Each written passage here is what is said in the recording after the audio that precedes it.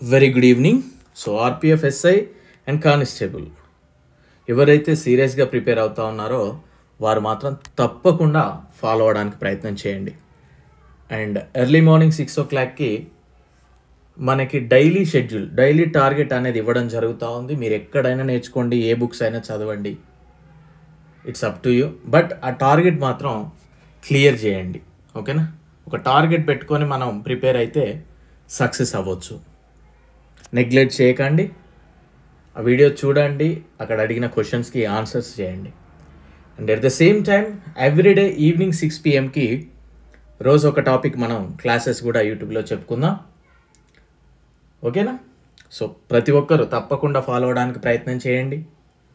Video like చేయండి, share చేయండి, subscribe చేసుకున్న వాళ్ళు ఉన్నట్లయితే సబ్స్క్రైబ్ చేసుకోండి. అండ్ మన యొక్క యాప్ లాస్ట్ బెంచెస్ సబ్ అనే యాప్ డౌన్లోడ్ చేసుకోండి, లింక్ డిస్క్రిప్షన్లో ఉంటుంది. టెలిగ్రామ్ ఛానల్లో కూడా జాయిన్ అవ్వండి. సో ఈరోజు ఫస్ట్ క్లాస్ ఫిజిక్స్ నుండి ఫ్రిక్షన్, ఘర్షణ అనే టాపిక్ నుండి మనం స్టార్ట్ చేయబోతా ఉన్నాం. ఇట్స్ మై ప్రామిస్, నా అరిథమెటిక్ క్లాసెస్ కావచ్చు, రీజనింగ్ అండ్ ఫిజిక్స్ నాకు చాలా చాలా ఇష్టమైన సబ్జెక్ట్స్ ఇవి. ఇది చాలా క్లియర్గా నీట్గా చెప్తాను.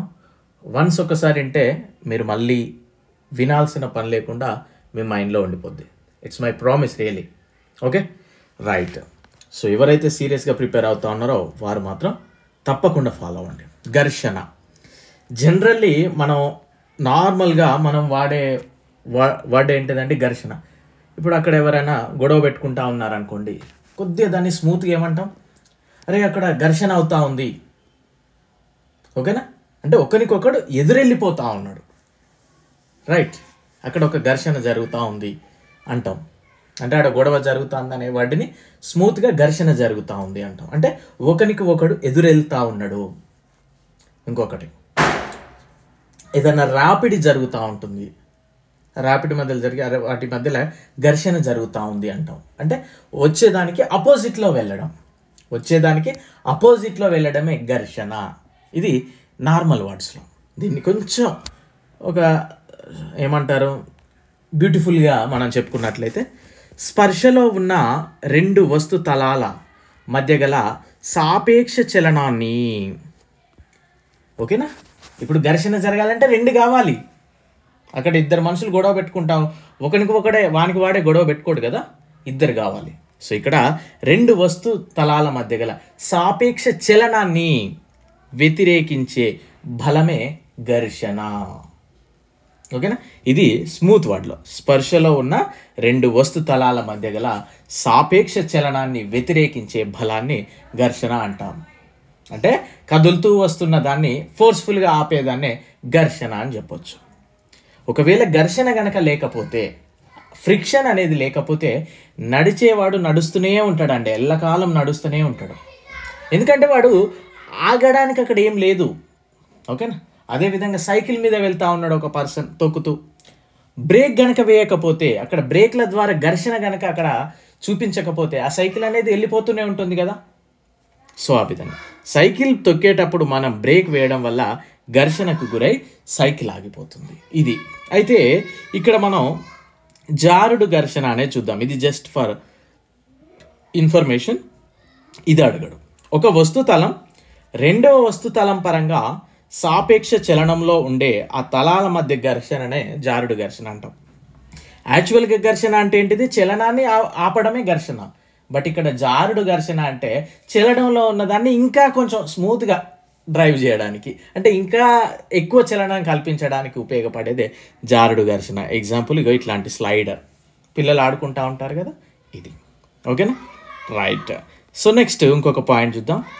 వాయువులను అంటే గ్యాసెస్ అండ్ ద్రవాలని, లిక్విడ్స్ని కలిపి మనం ఫ్లూయిడ్స్ అంటామండి.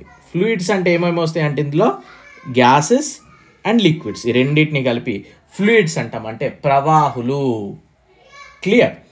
అయితే ఇక్కడ చూడండి, డ్రాగ్ వెరీ ఇంపార్టెంట్ పాయింట్ అండి, ఇది చాలా ఇంపార్టెంట్ పాయింట్. వస్తువులు ప్రవాహాల గుండా చలించేటప్పుడు ప్రవాహులు వస్తువులపై కలగజేసే బలాన్ని ప్రవాహి ఘర్షణ అంటాము. ఇప్పుడు సపోజ్ గాలిలో ఏరోప్లేన్ పోతూ ఉందండి, ఓకేనా?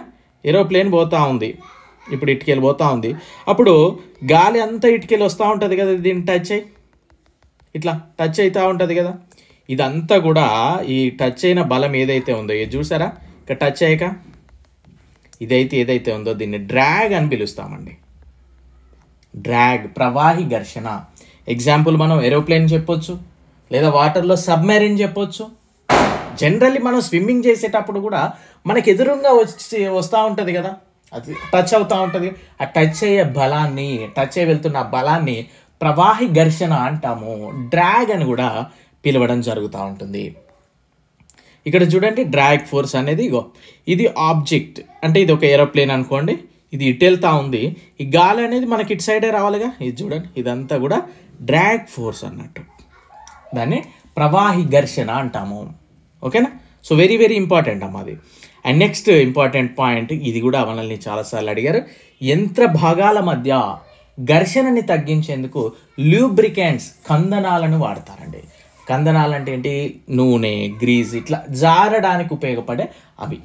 ఓకేనా, నూనెలు, గ్రీజులు ఇట్లాంటివన్నీ. అయితే ఎందుకు అంటే, ఇప్పుడు మనం సైకిల్ దొక్కేటప్పుడు అది కొద్దిగా తుప్పు పట్టిపోయినప్పుడు కట్టా కట్టా కట్టా అనే సౌండ్ వస్తూ ఉంటుంది. అప్పుడు మనం ఏం చేస్తాం, ఒక ఆయిల్ వేస్తాం. ఆ ఆయిల్ వేయడం వల్ల ఏమవుతుంది, ఆ ఘర్షణ అనేది తగ్గి స్మూత్గా వెళ్ళిపోతుంది. అవునా, వాటిని లూబ్రికెంట్స్ అంటారు, తెలుగులో కందనాలు అంటారు. అండ్ నెక్స్ట్, యంత్రాలలో భ్రమణం గల ఇనుప భాగాల మధ్య ఘర్షణని తగ్గించేందుకు బాల్ బేరింగ్లను వాడతారు. ఇక చూడండి, ఇది ఒక వీల్ తిరుగుతూ ఉంటుంది, ఈ ఒక వీల్ తిరుగుతూ ఉంటుంది. మంచి ఫ్రీగా తిరగడానికి మధ్యలో గోళీల వంటి నిర్మాణాలు ఉన్నాయిగా, గోళీలు పెట్టాడు, వీటిని బాల్ బేరింగ్స్ అంటారు. ఇది ఓకేనా. సో వెరీ ఈజీ టాపిక్ అండి. ఘర్షణ అంటే ఏంటిది, చలనాన్ని ఆపేది, ఎదురెళ్ళేది, చలనానికి ఎదురెళ్ళేది ఘర్షణ. That's it. ప్రవాహి ఘర్షణ అంటే ఏంటిది, ప్రవాహాల నుండి వెళ్ళేటప్పుడు ప్రవాహి ఘర్షణ, దాన్ని ఏమని పిలుస్తాం, డ్రాగ్ అని కూడా పిలుస్తాం. వెరీ సింపుల్, అంటే ఫిజిక్స్ చాలా చాలా సింపుల్. ఓకేనా. సో బాగా నేర్చుకోవడానికి ప్రయత్నం చేయండి, లైక్ చేయండి, వీడియోని షేర్ చేయండి.